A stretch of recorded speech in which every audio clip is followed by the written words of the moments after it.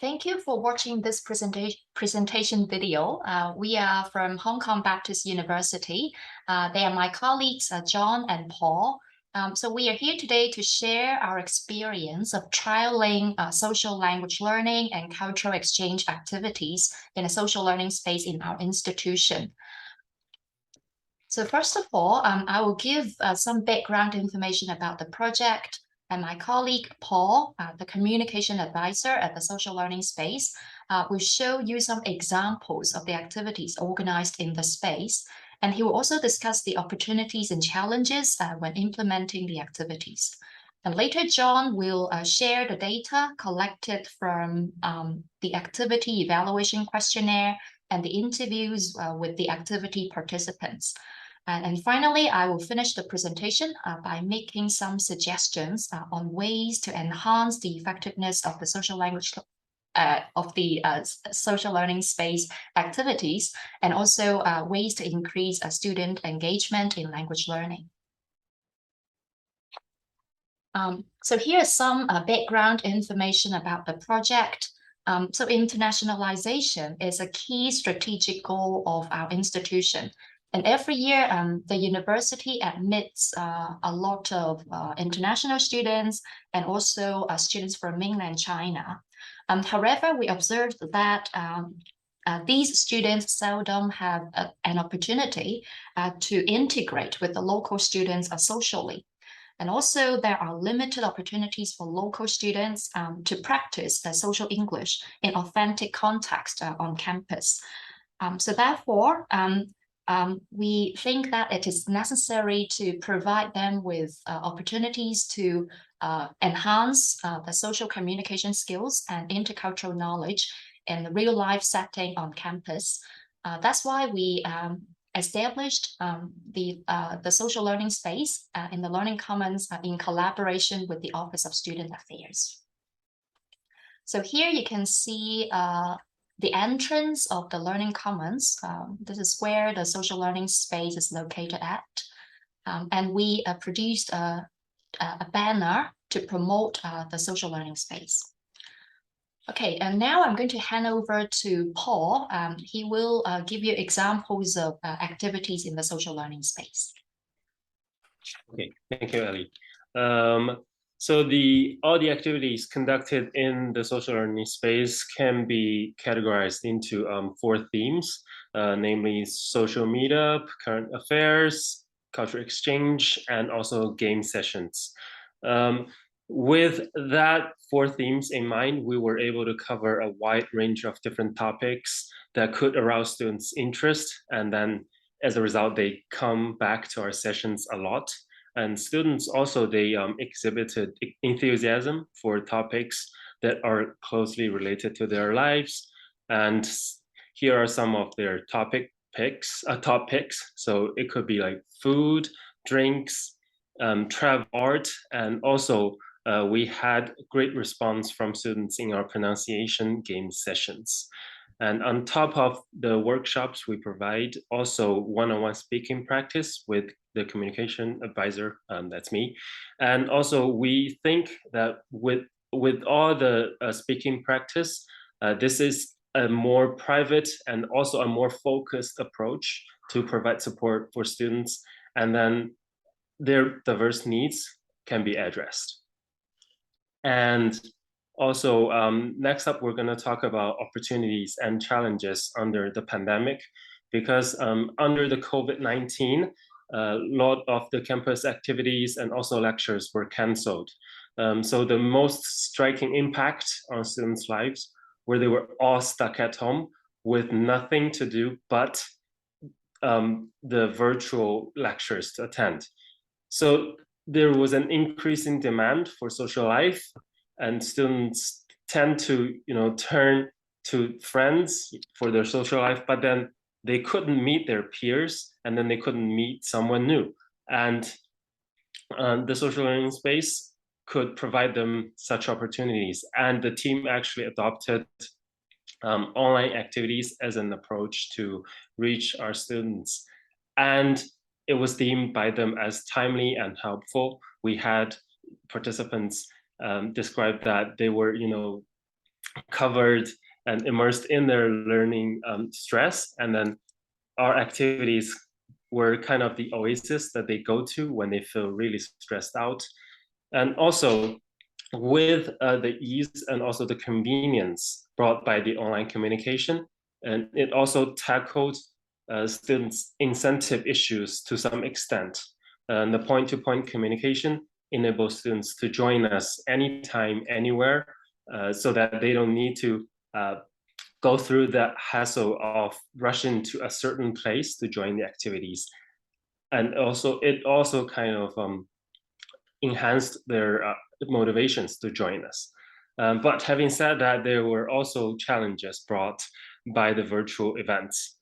First of all, I think the authenticity of interaction was compromised because students could only communicate through the cameras, and sometimes also technical issues can be frustrating, as we could all experience under the virtual lessons in pandemic situation. And also, because we're doing it all on Zoom, there was a limited choices for the format and the variety of the activities. Students couldn't do face-to-face activities just like they did in the classroom settings. And then we were fortunately that we could resort to some of these online tools that could tune up the level of interactions a little bit, but this is not as authentic as we hope it to be. And fortunately, also this semester, we're doing it face to face, and students welcome the idea of meeting someone new on campus. And also, the convenience of communication has also another side, which is the lack of commitment from participants. Just like we mentioned before, they could attend the activities anytime, anywhere, and they could drop it anytime and anywhere. And there is not much consequences after that. And this could put us in a kind of embarrassed situation, because sometimes if someone didn't attend the activity and didn't notify us beforehand, the estimate of the participants actually influences our activity choices. And also, because everyone was stuck at home, the channels for promotion was actually inadequate. We could promote through mass email. Apart from that, all the physical posters couldn't reach the students. There were a huge amount of mass emails going out to students every day. We'd have to rely on students' habit of checking all those emails to come to us, which also has posed some challenges to the project. And next up, it's my reflection. I think there were a lot of lessons learned from the project, and I think 3 key areas were identified, and we'd like to talk about it today. So the first is about students' confidence level. Students, like participants who attend both the activities and also the one-on-one speaking practice, most of them all mentioned about the lack of confidence in using the language, both in academic and also social settings. As a result, they were less motivated in using the language in their life. And the less practice they get, the worse their proficiency will become. To address this issue, the team actually adopted more interactive and inviting approach for students to practice their English in a stress-free environment. And also, together with the variety of topics chosen, students have actually showed their passion in sharing their experience and also meeting friends and learn something new from the other participants as well. And we did actually observe students has increased level of confidence in using the language. And secondly, it's about the relationships. Social distancing rules actually distanced students away. And under the pandemic, I think it is almost a norm for students to attend virtual events with their microphones and cameras off. But in our activities, students were actually willing to turn on their cameras and microphones to communicate with each other. So that in that situation, the distance, the virtual distance was reduced between them, and some of them did maintain that relationship even outside of our activities, which reflects, I think, the social side of our project. And lastly, the team thinks that inclusivity for the project is really important, because one of our aims is trying to connect and bond both local and international students. And also we have a large body of students coming from mainland China for postgraduate studies. With that aim in mind, we need to be inclusive, because when we try to break the boundaries of their social circles, we need something that could attract all of these groups of students' attention, and to make sure that they have something to share, to make sure that they are comfortable talking to each other. With the help of the student ambassadors we recruit, the team was able to facilitate dialogues among these students from different backgrounds. And also, since we have approach to different students studying different projects, the team would also like to build a community of practice on campus that members can learn from each other through the wide range of activities. So now I'm going to hand over to John to talk a little bit more about the findings and discussions of the project. John. Sure. Thank you, Paul. So we collected data both in quantitative and qualitative forms. Here you find a distillation, condensed some of the quantitative data we gleaned from that evaluation questionnaire, which we administered to participants at the end of activities. In general, there's not much granularity here, but in general, we can see that many of the most, if not, let's say in the 80% or so range of participants were quite satisfied with the quality of the workshop and felt that it was useful for developing their skills, and also it piqued their interest to some extent. So quantitatively, perhaps we'll modify that for more detail in the future, but we have at least a starting point that participants enjoyed their experience. So to gather more information, we wanted to take a look at the qualitative side as well through 5 focus interviews. So Paul touched on some of these themes earlier, but being stuck at home was an unpleasant experience for many students, being isolated. So only communicating perhaps with their family and no peer interaction with their fellow university classmates or other students at the university.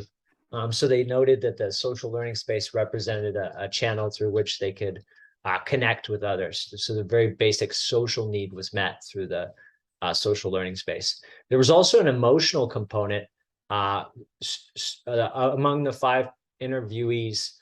Several of them mentioned that they're very busy, and so that social learning space and the activities, the workshops, reduced their stress, and it provided a relaxing environment for them. Another interesting theme that we stumbled across in the data is the concept of diversity of viewpoint, as well as diversity of fellow students. So it was noted that the interviewees, several of the interviewers, would not often get a chance to interact with peers with a different perspective on an issue. And so the social learning space provided a platform for them to hear different points of view from perhaps students in different disciplines. They also spoke to the importance of relevant topics for their daily lives. So they wanted a topic for which they had somewhat of a knowledge base, somewhat of an interest level in those topics. And so excessively academic or what they perceived as distant topics were not well received.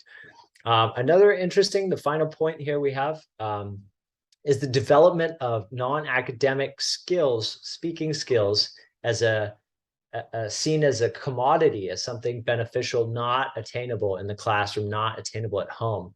So that impromptu element of conversing with someone in a casual format was seen as valuable to many students.